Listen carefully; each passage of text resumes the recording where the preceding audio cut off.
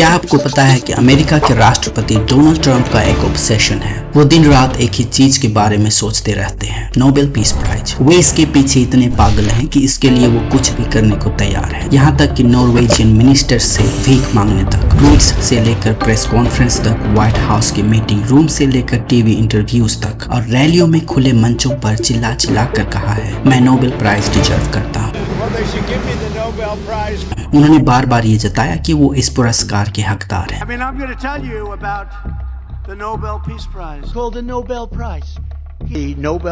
हद तो तब हो गई जब उन्होंने 20 जून 2025 को अपने ट्रुथ सोशल पोस्ट में, वो भी एक ही पोस्ट में 6 बार नोबेल प्राइज का जिक्र किया। आज मैं आपको बताऊंगा कि दुनिया का सबसे पावरफुल आदमी इस प्राइज के लिए इतना डेस्परेट क्यों है, ट्रंप के नोबेल पीस प्राइज ऑब्सेशन के पीछे क्या साइकोलॉजी है, और सबसे इम्पोर्टेंट बात कि क्या वो वाकई में इसके हकदार हैं।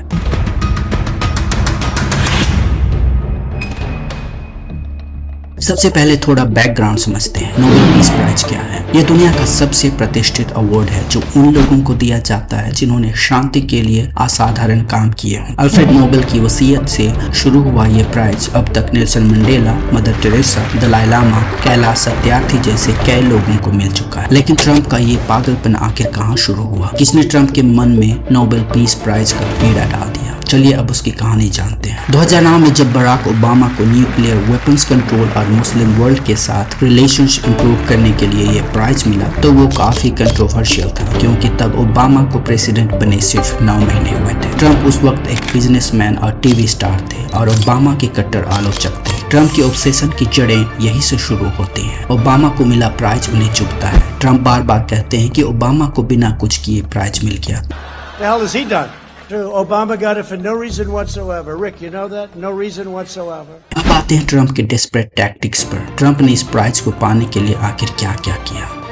पहला तरीका, स्वैगर और सेल्फ प्रमोशन। ट्रंप ने खुद ही पब्लिक में कई बार, कम से कम 20 बार कहा है कि उन्हें नोबेल प्राइज मिलना चाहिए, जबकि ट्रेडिशनली नॉमिनीज मोडेस्ट रहते हैं। 2020 में जब उन्हें नॉमिनेशन मिली तो उन्होंने व्हाइट हाउस के प्रेस ब्रीफिंग में खुशी जाहिर करते हुए कहा था, I just want to get the prize.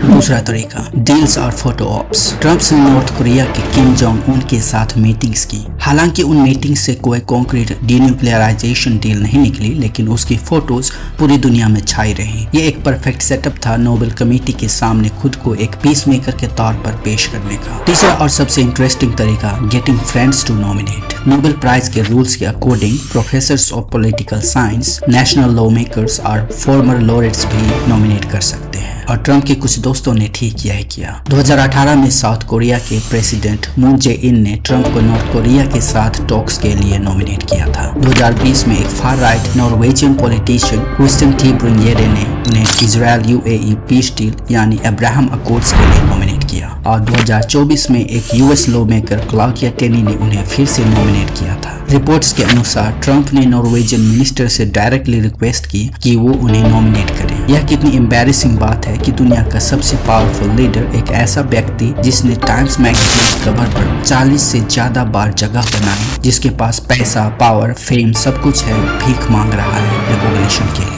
अर्थ और ट्रंप बार बार कहते हैं कि मैंने 6 या 7 युद्ध रोक दिए हैं या खत्म कर दिए हैं, और इसका हवाला देकर कहते हैं उन्हें नोबेल प्राइज मिलना चाहिए। व्हाइट हाउस की प्रेस सेक्रेटरी कैरोलिन लेविट ने यहाँ तक क्लेम कर डाला कि जनवरी 20, 2025 के बाद से ट्रंप ने एवरेज 1 पीस डील या cease fire per month broker किया है। President Trump has brokered on average about 1 peace deal or ceasefire per month during his 6 months in office. It's well past time that President Trump was awarded the Nobel Peace Prize.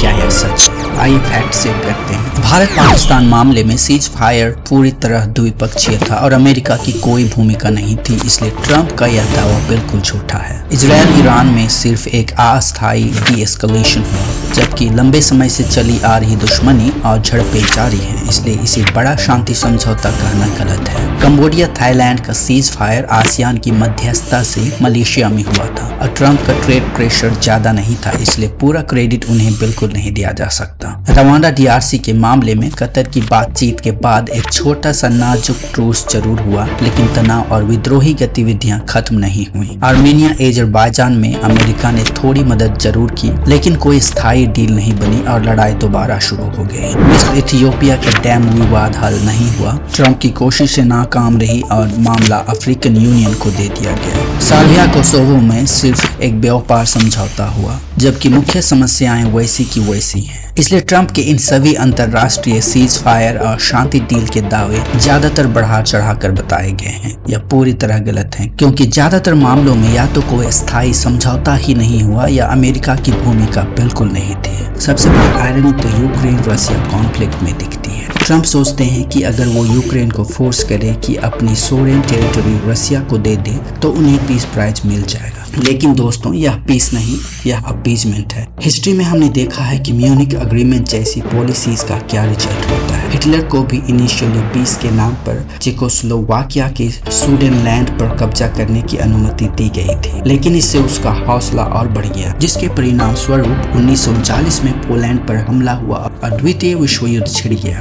इसलिए Nobel peace prize उन लोगों को मिलता है जो genuine piece promote करते हैं, ना कि अग्रेसर कंट्रीज को रिवॉर्ड करने के लिए विक्टिम्स को सैक्रिफाइस करते हैं। अब समझते हैं psychology behind Trump's obsession with Nobel peace prize. यह ऑब्सेशन वास्तव में किस बात को रिफ्लेक्ट करता है? पहली बात, वैलिडेशन सीकिंग। ट्रंप एक बिजनेसमैन और एक सेलिब्रिटी रहे हैं। उनकी इमेज हमेशा से विनर की रही है। ट्रंप को कॉन्स्टेंटली एक्सटर्नल वैलिडेशन चाहिए, ट्विटर फॉलोवर्स से लेकर क्राउड साइज तक। हर चीज में वो नंबर्स और रिकॉग्निशन ढूंढते हैं। दूसरी बात, लीगेसी एंजाइटी। अमेरिकन प्रेसिडेंसी एक ऐसा पद है जहां आपकी हर फेलियर, हर क्रिटिसिज्म, हर डिफीट सबके सामने आती है। मीडिया आपको घेरती है और ट्रंप अपने पूरे कार्यकाल में मीडिया और इंटेलेक्चुअल्स के निशाने पर रहे हैं। वो जानते हैं कि हिस्ट्री उन्हें कैसे जज करेगी। नोबेल प्राइज एक तरीका है अपने इमेज को व्हाइट वॉश करने का। नोबेल पीस प्राइज दुनिया की सबसे प्रेस्टिजियस पुरस्कार मानी जाती है।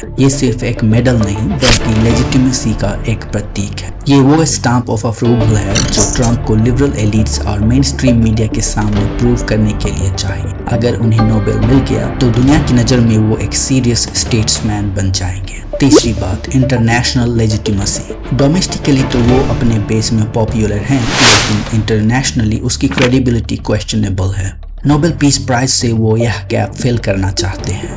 अब आता है सबसे इम्पोर्टेंट हिस्सा, क्या ट्रंप वाकई में नोबेल पीस प्राइज के लायक है? इसका जवाब है एक बिग नो। पहला रीजन, नोबेल पीस प्राइज की स्पिरिट फ्रैटर्निटी बिटवीन नेशंस और पीस प्रमोशन की है, जबकि ट्रंप की फॉरेन पॉलिसी अमेरिका फर्स्ट की रही, जिसमें आइसोलेशनिज्म और टेररिस्ट थे। उन्होंने international agreements like Iran nuclear deal और पेरिस क्लाइमेट अकॉर्ड से अमेरिका को पुल आउट किया, जो ग्लोबल कोऑपरेशन के लिए बड़ा झटका था। दूसरा रीजन, डोमेस्टिकली ट्रंप ने हेट स्पीच और डिवीजन को प्रमोट किया। कैपिटल हिल रायट्स उनके कार्यकाल की सबसे ब्लैक डे मानी जाती है, जहां डेमोक्रेसी पर हमला हुआ था। एक नोबेल पीस प्राइज विनर ऐसा कैसे हो सकता है जिसने अपने ही देश में इतनी हिंसा और बंटवारे को बढ़ावा दिया? तो दोस्तों, कंक्लूजन यह है कि डोनाल्ड ट्रंप का नोबेल पीस प्राइज के लिए ऑब्सेशन उनकी डीप सीटेड इनसिक्योरिटी और लेजिटिमेसी की क्रेविंग को दिखाता है। ये प्राइज उनके लिए पीस से ज्यादा अपने ईगो को सैटिस्फाई करने का एक तरीका है। रियल पीस वो नहीं होती जिसमें आप अग्रेसर को रिवॉर्ड करें, बल्कि वो होती है जिसमें जस्टिस के साथ सस्टेनेबल सॉल्यूशंस निकाले जाएं। उन्होंने इसे पाने के लिए फोटोऑप्स, सेल्फ प्रेज और पॉलिटिकल फ्रेंड्स का इस्तेमाल किया, लेकिन उनका actual on ground achievements for global piece ना के बराबर है। सीधे शब्दों में कहें तो डोनाल्ड ट्रंप का नोबेल पीस प्राइज पाने का सपना बस एक फैंटेसी ही रहने वाला है। अगर आपको यह एनालिसिस पसंद आया हो तो लाइक करें, शेयर करें और कमेंट्स में बताएं कि ट्रंप के इस ऑब्सेशन पर आपकी क्या राय है। नेक्स्ट वीडियो में मिलते हैं, तब तक के लिए जय हिंद।